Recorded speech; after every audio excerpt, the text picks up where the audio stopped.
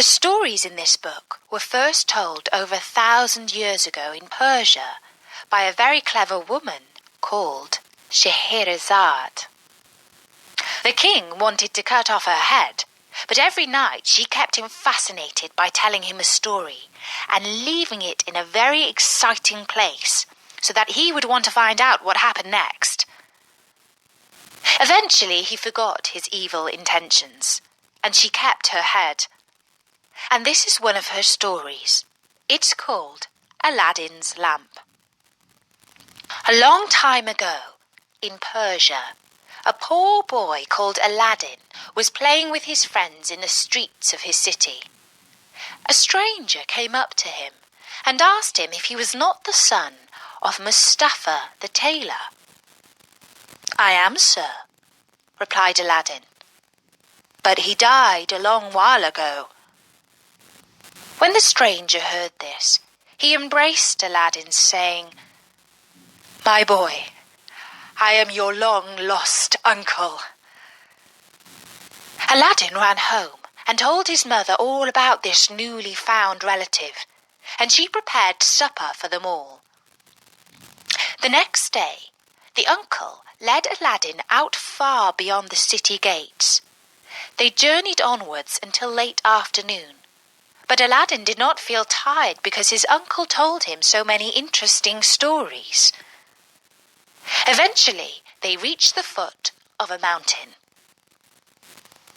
"We will go no farther," said the false uncle, for in truth he was not Aladdin's relative, but an African magician in disguise.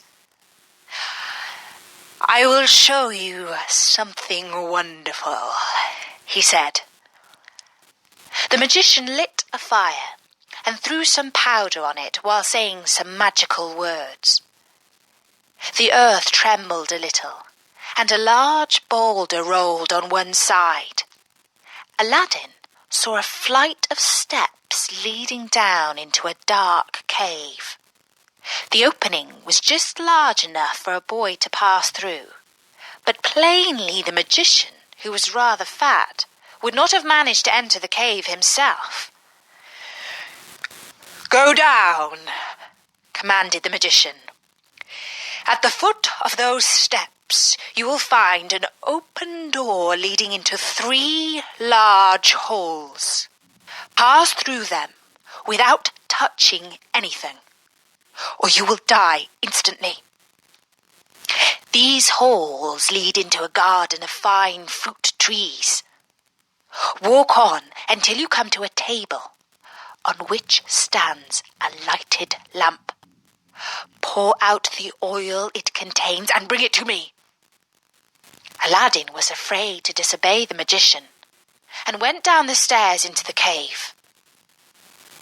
On the ground he found a ring, and despite the magician's order not to touch anything, he picked it up and slipped it onto his finger. He did not die. Then he passed through the garden, where he picked fruit from the trees.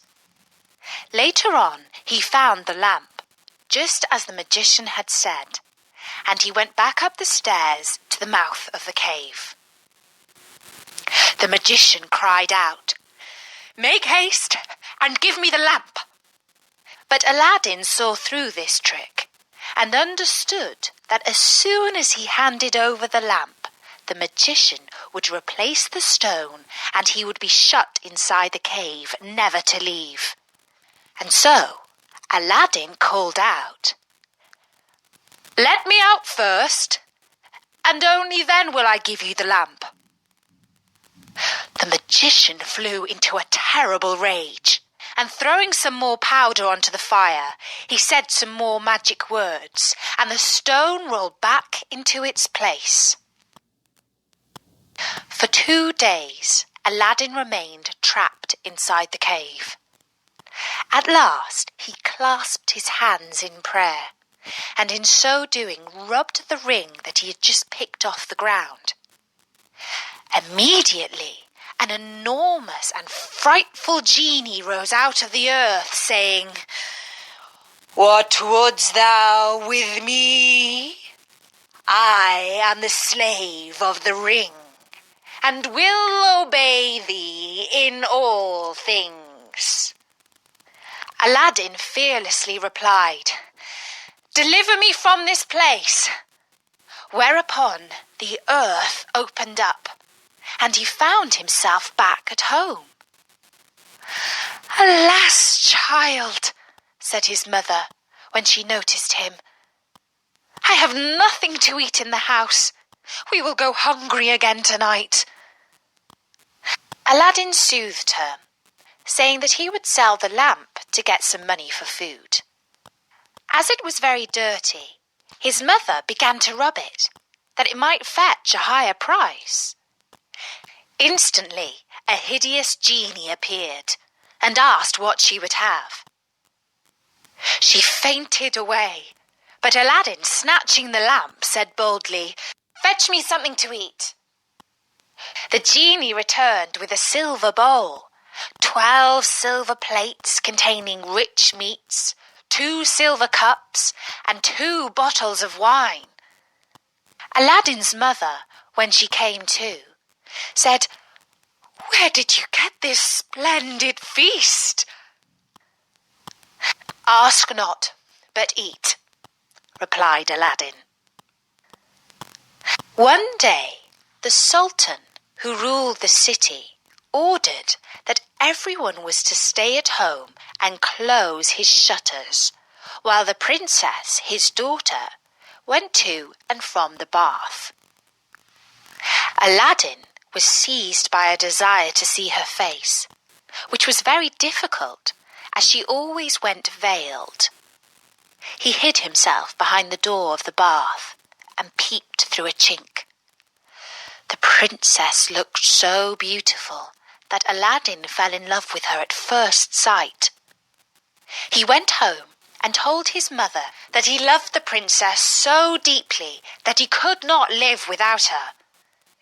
His mother burst out laughing, but Aladdin at last persuaded her to go to the Sultan and request his daughter's hand in marriage for her son. She fetched a napkin and laid in it the magic fruits from the enchanted garden, which sparkled and shone like the most beautiful jewels. She took these with her to please the Sultan. After waiting several days at the palace, she was admitted to see him. She threw herself down at the foot of the throne and waited for several minutes until the Sultan said to her, "Rise, old woman, and tell me what you want." She hesitated, then told him of her son's love for the princess, only at last remembering to open the napkin that contained the magic jewels. When the Sultan saw this wonderful present, he was thunderstruck, and turning to his chief adviser, the Grand Vizier, he said, "Ought I not to give the princess to one who values her at such a price?" The Vizier, who was hoping that his own son would marry the princess, begged the Sultan to delay the wedding for 3 months, during which time he